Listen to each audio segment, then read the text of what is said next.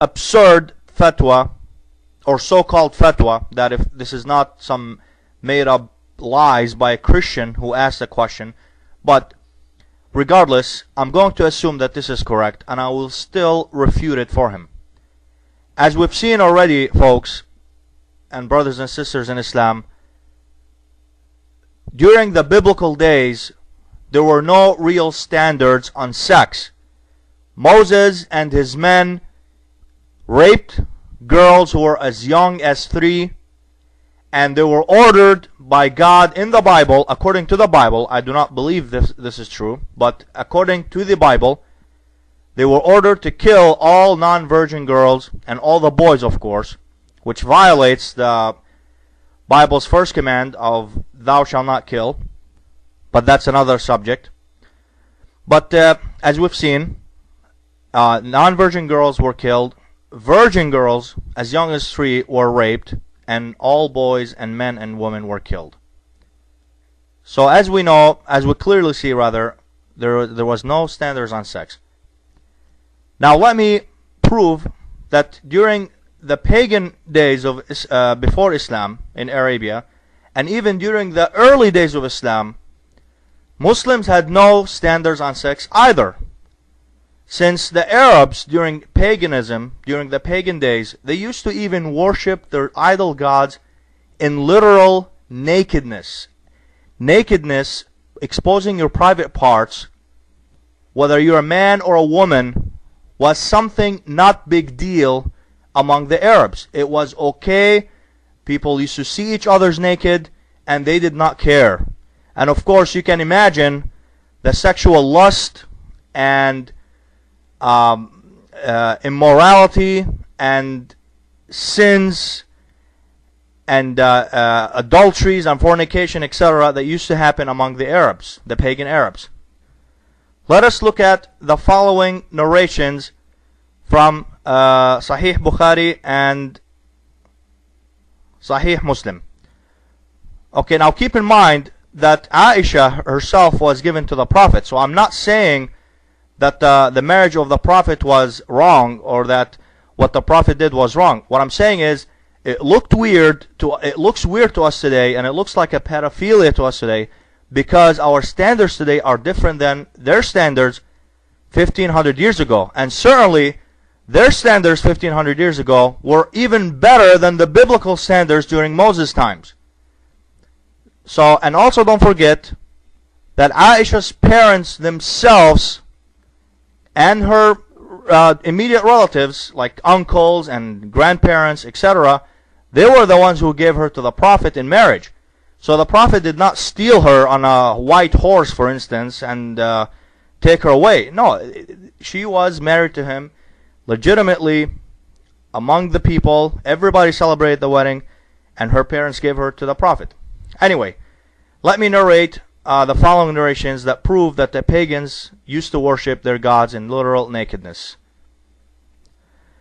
This is from Sahih Bukhari, Volume 2, Book number 26, narration number 689. Narrated Abu Hurairah, in the year prior to the last Hajj of the Prophet, when Allah's Apostle made Abu Bakr the leader of the pilgrims, the latter, that's Abu Bakr, sent me in the company of a group of people to make a public announcement. No pagan is allowed to perform Hajj, that's pilgrimage, after this year, and no naked person is allowed to perform Tawaf, that is going around the Kaaba, which is a black cubic building. Also, let us look at Sahih Muslim, book number 43, narration number 7179. That's Sahih Muslim, book number 43, narration number 7179.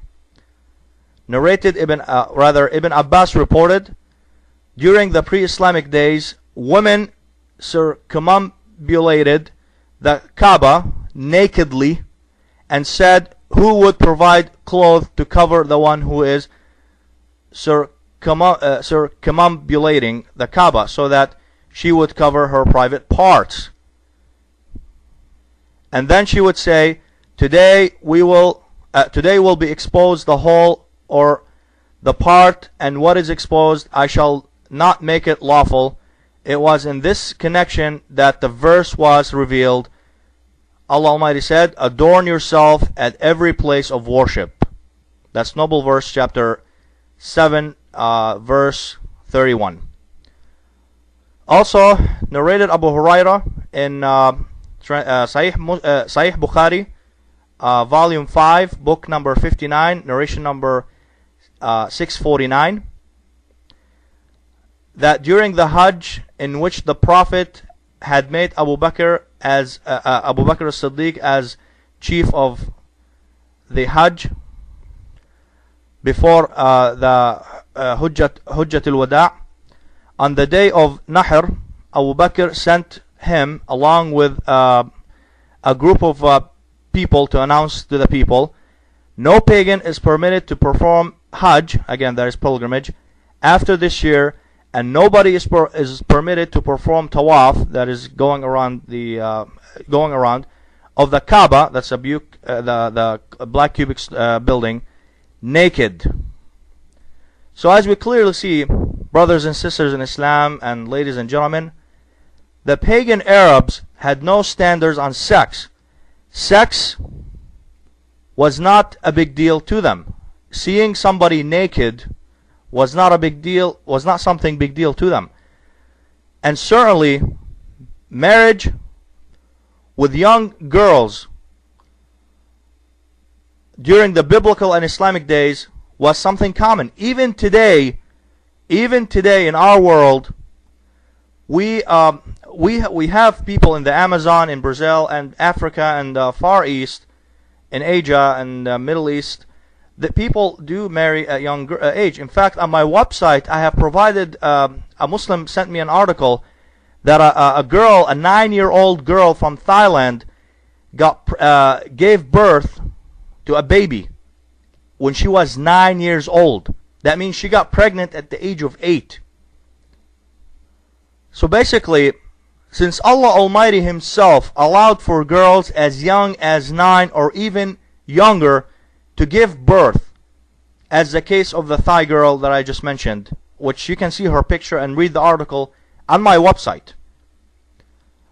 You can visit www.answering-christianity.com/aisha.htm, aisha.htm. You'll see the link there. So basically, if God Almighty allows for physically allowed girls to get pregnant, then who are we today, technically, who are we today to say that it is wrong for a girl to get married at the age, say, 10? It is certainly not practical for us today to marry young girls, because today a girl who is even younger than 18 years old is not really good or ready for marriage yet. But that's because our standards today are different. It's not because it is wrong. Like I said, if God Almighty Himself enabled these girls to become women, to be able to get pregnant, give birth, and raise children, infant babies, their own children, as mothers do, as their mothers raise them.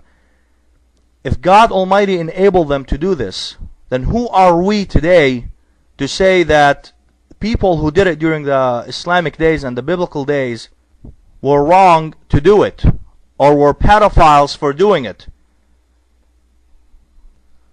Also, according to the Roman Catholics and the Jews, Mary, the mother of Jesus, she got pregnant with Jesus. They believe that Mary got pregnant with Jesus between the ages of 11 and 14. Again, between the ages of 11 and 14. So even Mary, according to the Roman Catholics, was, quote, a baby, end quote, according to our standards today. Does this make God Almighty a pedophile for allowing her to get pregnant at such a young age? But anyway, folks, at any rate, as you clearly saw from my demonstration in this audio session, Sam Shamoun's points regarding the Prophet thighing Aisha are doubtful to begin with. he had no references at all. All he said, all he could come up with is say, there's a fatwa, a verdict for this. But when we checked his resources, there was nothing. It was only someone who claimed that there was a fatwa without giving references. So we don't know if this person is telling a lie or not. And the response to his post was that it was not confirmed that the Prophet did thigh Aisha, but however, it is confirmed that the Prophet, that Aisha rather, was given to the Prophet by her parents in marriage at the age of 7, and he did consummate with her at the age of 9. But even when I assumed that this did take place, I still proved that it was, according to the standards back then, it was still okay, because Aisha was technically the Prophet's wife, even though she